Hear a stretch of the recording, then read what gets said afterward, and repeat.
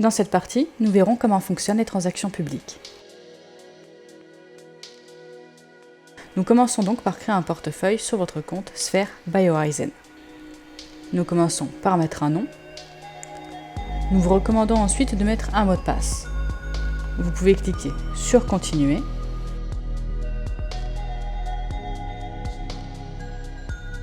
Ensuite, nous vous demanderons de générer votre phrase de secours. Vous pouvez cliquer sur Générer. Dès que vous êtes sûr d'être seul devant votre ordinateur, cliquez à nouveau dessus pour faire apparaître la phrase.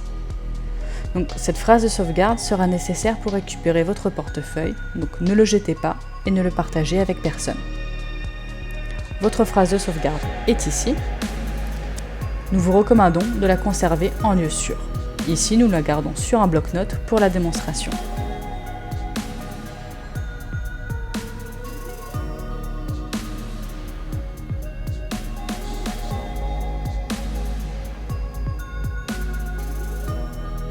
Vous devrez confirmer votre phrase de sauvegarde en mettant les mots dans le bon ordre.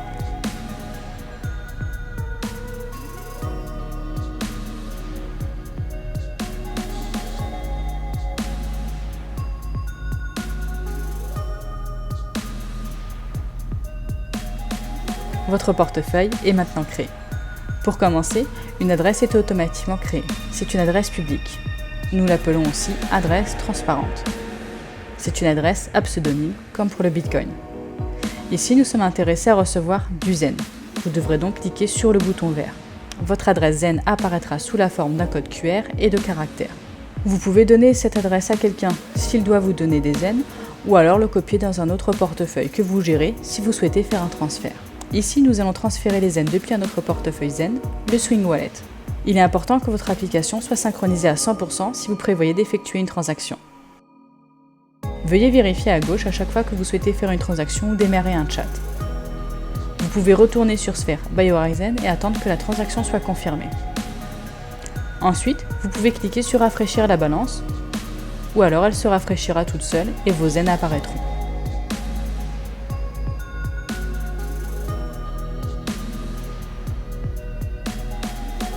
Maintenant, nous allons faire une nouvelle transaction du wallet Sphere by Horizen à une autre adresse. Ici, pour l'exemple, nous allons nous rendre à la page web faucet d'Horizen getzen.cash. Donc nous allons copier l'adresse pour les dons. Dans Sphere by Horizen, pour effectuer une transaction, vous devrez cliquer sur le bouton rouge pour créer une transaction.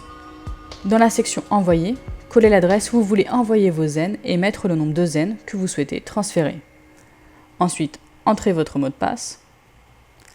La transaction est rapide. Vous pouvez maintenant cliquer sur le bouton Voir la blockchain pour voir la transaction depuis l'explorateur de blocs. C'est ici, et bien sûr, nous devons attendre que la transaction soit confirmée.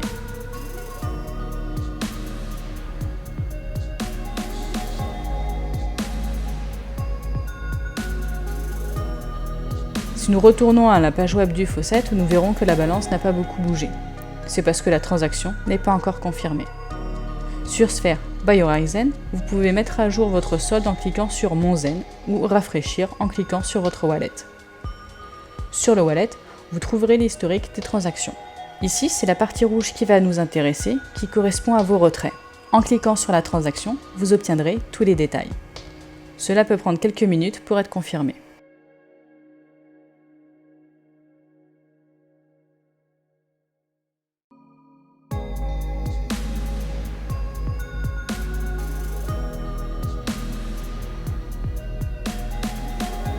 Si nous allons maintenant dans l'explorateur de la blockchain, nous pourrons voir que la transaction est confirmée.